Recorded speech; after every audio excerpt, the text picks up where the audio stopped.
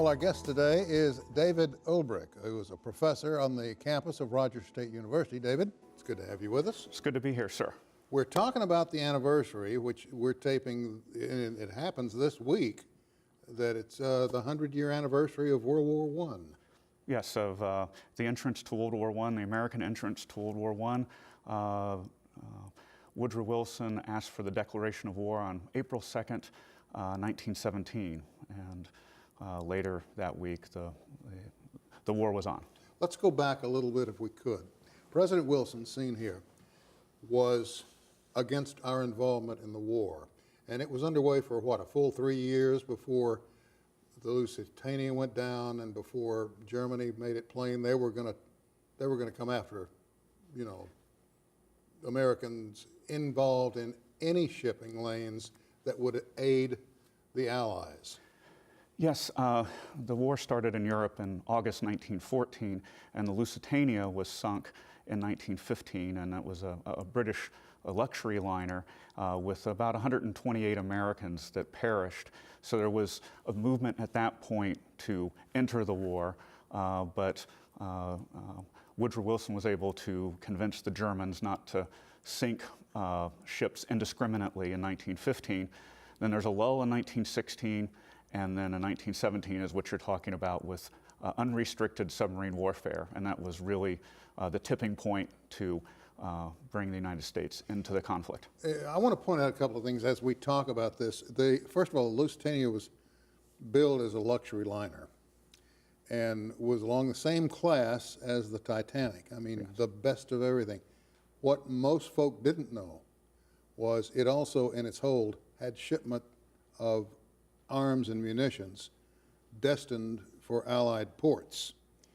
That didn't come out until all of a sudden they saw how quickly she went down, 14 minutes or so, I think, from a German torpedo. And when it broke apart and went down in such a short period of time, they said the explosion was massive, which all of a sudden somebody said, wait a minute, maybe it was carrying munitions and supplies. Well, then Germany made it very plain that, you know, we're not going to if you're going to stay out of this, you're going to be an isolationist, fine, just don't supply them, which we did. And submarines, which were an innovation in warfare at that time, had a field day, didn't they? Yes. Yes, according to maritime law, submarines had to come out of the water, basically surface, and they were supposed to give the crew of whatever vessel they were going to sink a warning that they're going to sink that vessel. But then the merchant ships got wise to this, and the merchant ships carried their own armament, and so they would start shooting back at the submarines. So when that happened, the submarines remained submerged and used their periscope and did the surprise attacks with the torpedoes, and that was those were devastating attacks. The Germans sunk millions of tons of shipping in the Atlantic Ocean and killed who knows how many hundreds of thousands of people. Yeah, that's also true. Interestingly, the American war machine had fired up because it discovered that there was money to be made in shipping munitions and meat, beef to to our allies, and that's when Germany said no more of this. The fighting in World War I was really bad. I mean, it was tough. Any war is bad. Give us an idea, and we have some photos that you managed to supply for us, and we're very grateful for that. Give us an idea of what we're talking about. How was it different from World War II, the Korean conflict, or Vietnam?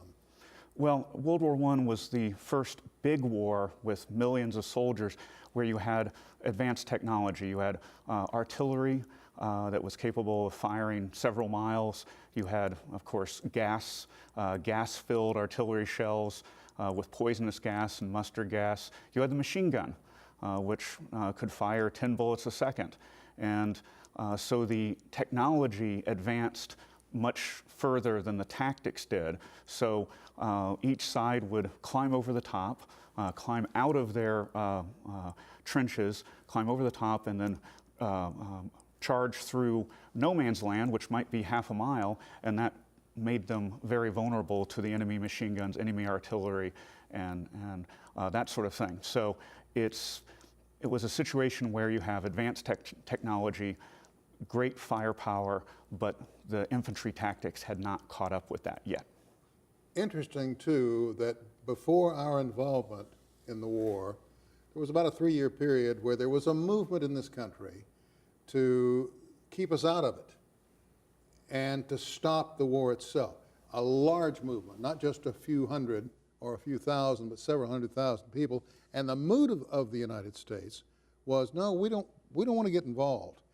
And what's funny about this is, or interesting, I should say, Tin Pan Alley out of New York became a major cranking jukebox of music that would come out against fighting.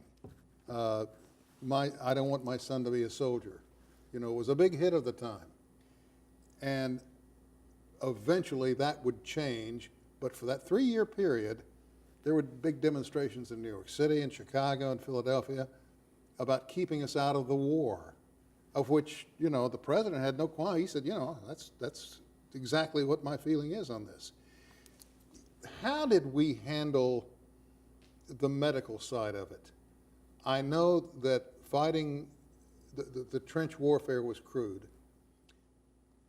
We didn't have triage back then. We didn't have field hospitals the way they did in Korea. How in the world did they treat the wounded? Where did they treat them? Well, the wounded would have to be carried on litters, essentially, out of the trenches, and then depending on how bad the artillery bombardment had been, there would be trucks or ambulances that would then transport the wounded further behind the lines. But you don't really have really sort of advanced medical technology at that point. You're still lopping off arms and legs. If a bullet hit you, say, in your arm, hit someone in his arm, they might just lop off the arm rather than spending the time to dig the bullet out and sew up the bullet hole, because you've got 20, 30, or 500 other wounded soldiers that need to be taken care of. So it was basically what they used to call in the show MASH, meatball surgery. Mm-hmm.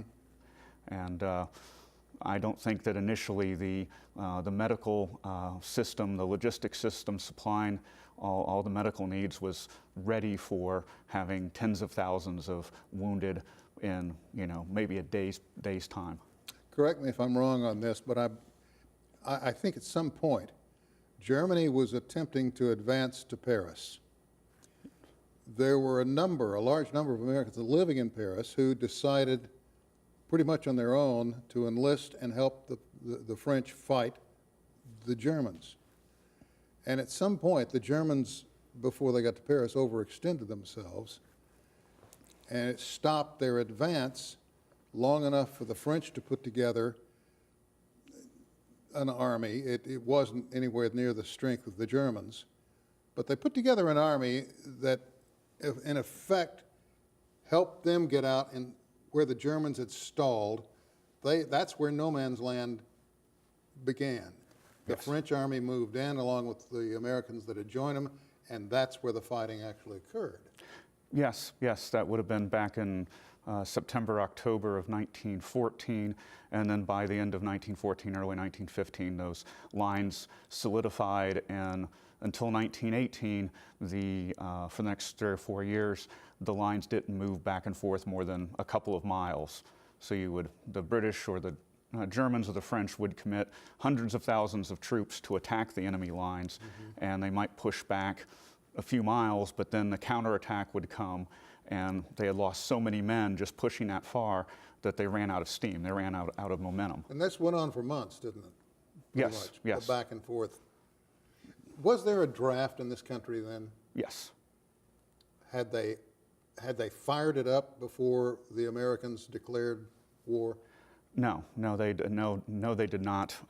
It comes after the declaration of war, the Selective Service Act of 1917, and eventually some 2 million Americans were drafted, and another 2 million or so, maybe a little closer to 3 million, had volunteered.